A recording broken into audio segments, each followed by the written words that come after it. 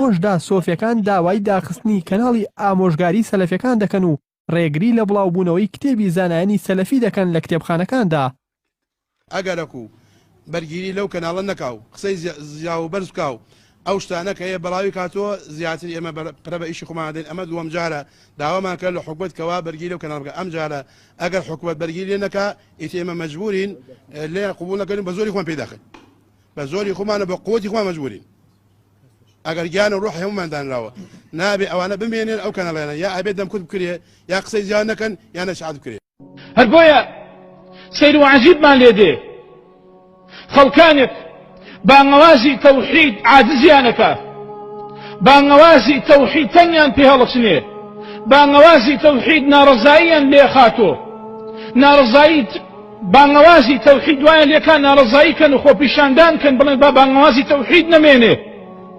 لە کاتێک هەموو پێغەمبەرانی خوا بانگەوازیان بۆ تەوحید کردووە. سەیر و عەجیبمان لێ نەیە لەم زەمانە، سەیر و عەجیبمان لێ نەیە کەسێک بڵێ لا ئیلاهە ئیلا الله، کەسێک بڵێ با بڵێن یا ئەڵڵاه، ئەو بڵێ نەخێر ئەم بانگەوازە تازەیە، ئەمە دینی تازەیە، ئەمە دینی وەهابیەت و مەدخەلیەت و جامیەتە، ئەبێ بڵێن یا ڕەسوول الله، ئەبێ بڵێن یا غەوس. فەرقی ئەمە چییە لەگەڵ کابرایە کاڵێ یا عەلی لە تەنیشتێ بڵێ یا ئەڵڵا مڕت لێ ئەواتۆ، ئەی ئەمە فەرقی چییە؟ ئەم دەڵێ یا غەوس و یا ڕەسوول، ئەو دەڵێ یا عەلی، هەمان بانگەوازە. عەجیبم لێ تێ خاوەن عەقڵەکان ژیرەکان دوو بانگەوازەیە، بانگەوازێک ئەڵێ یا ئەڵڵاه، بانگەوازێک ئەڵێ یا غەوس یا عەلی یا ڕەسوول.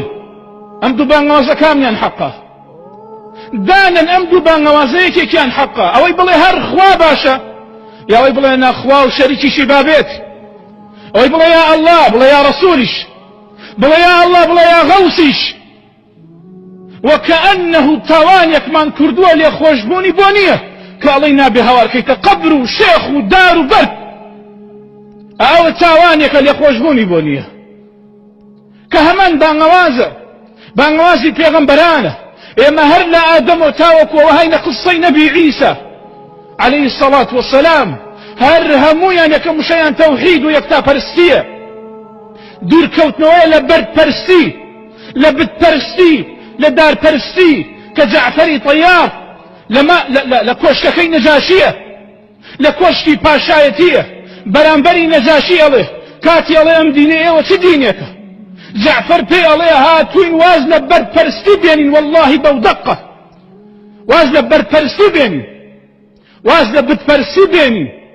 ئەم بەرپەرستیەکەوە بەردێک لەسەر قەبر و مەزارێک هێنراوە، بە گەورە ڕاگیرە بڵێ ئەم کارە مەکەن، تۆ تاوانت کردووە، تۆ جەریمەت کردووە، بێ قسە نەکەی، بێ لەسەر مینبەر لا ببرێ، کەناڵت بێ بێ دابخرێ، مەحازەڕەت بێ نەمێنێ. دیتە چی تاوانێکە بانگەوازی پێغەمبەران؟ چۆن لە دێر زەمانەوە لەسەر ئەم بانگەوازە و تویانە بیان کوژن، لە شار بەدەریان کەن، بەردبارانیان کەن. ئەمانە ئەڵێن قسەی حەق، ئەمانە باسی حەقەکەن، وەکو بەلووتیان وت ئینەهم ئوناس یەتەطەهەڕون.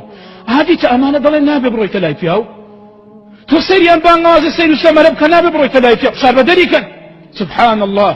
نوح هەڵە بڵێن خوا دروستی کردوون، نانی داون، ئاوی داون، دروستی کردوون، خوا نانتانەدا بۆ شکری دراوسێکەتەکەی، خوا نانتەدا بۆ شکری شێخەکەی، خوا مناڵی پێدای گۆڵە یا شێخ مەمنون. ئەڵێ سەیر ئەم بانگەوازە، سەیر ئەم وەهابیەتە، سەیر ئەم دینە تازە دروست بووە. الله ئەکبەر و لا ئیلاهە ئیلا الله. ئەینە العقول؟ خوا عەقڵەکان، خوا ژیر و داناکان. بانگەوازی یەخوا پەرستی و تەوحید و یەکتا پەرستی بێتە غەریب و بێتە بانگەوازێکەوە ئەبێ قسە نەکەی، ئەبێ باسی تەوحید نەبێنێ، ئەم دینە تازەیە. واللهی ئەگەر ئەو بانگەوازە تازە بێ قورئانەکەش تازەیە، واللهی ئەو بانگەوازە تازە بێ ئەبێ بانگەوازی پێغەمبەران هەمووی بڵێ پوچە، پەنا بەخوا لە کوفر و بێباوەڕی.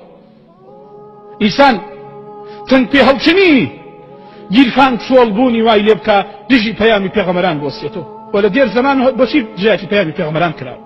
هەر کەسێک بەهۆی مەنسوب و پلە و پایەکەی خۆی بوو، کە لە دەستی داوە ئەو پارەی کە پێشن لە گیرفانی ناوە نامێنێ یا لەسەر دینی باوباپیری خۆی کە چۆن هاتووە هەروە دەڕوە یەکەم وشەی عیسا ئەڵێ ئینی عەبدوڵڵاهی ئاتانی الکیتاب ئەمە بیر و باوەڕ و عەقیدەیەم لێیە